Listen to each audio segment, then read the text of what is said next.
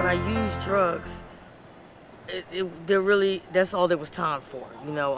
I really didn't, I didn't want to be a mother. I didn't have time because the drugs demanded so much of my attention and my time, and I couldn't do the things with my son that I really wanted to do. And one incident that really stood out, it was really heartbreaking. I went through the thing where every week I would spend my check, I'm just gonna do one, and I ended up blowing the whole check, and I remember getting down to like my last $20.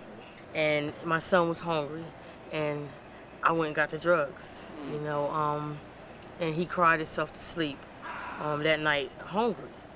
And at that point, I knew, like, I had to change. We've grown together, he struggled in school, when in recovery, I went through a whole lot in the beginning, but, like, I just kept holding on, and I figured, if it'll change, the change would occur over time. As I get better, he would get better. I believe that, and he did.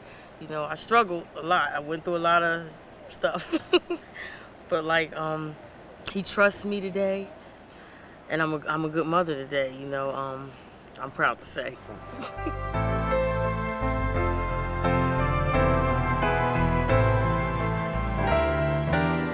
Before I came to Freedom House, due to drinking and drugging, I ended up on the streets of Trenton, and I lived on the streets for 3 years.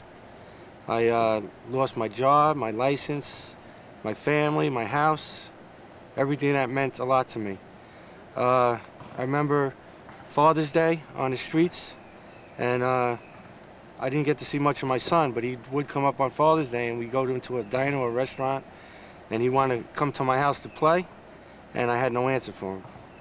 I had nowhere to take him because I had no house. I owed all the Freedom House. They taught me in less than a year what I couldn't learn my whole life. My family's back in my life, and I saw other people's families getting back together when I first got in the house, and I thought that would never be me. And here it is. Tomorrow's Father's Day, and my son's back in my life, and I'm forever grateful.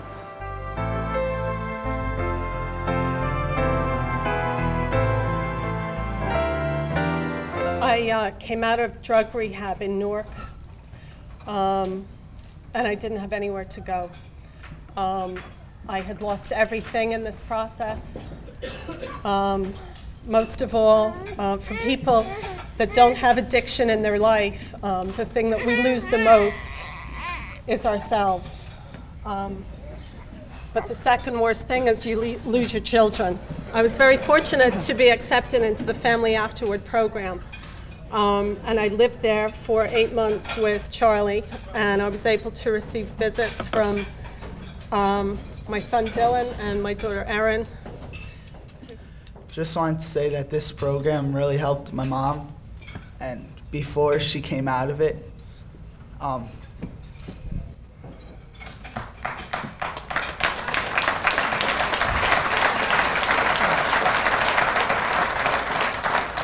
me and my mom didn't get along too well, and now she's coming to my hockey games, my lacrosse games,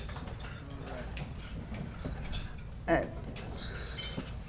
I'm watching my little brother grow up, and we're becoming a family, and before the program, we never had that.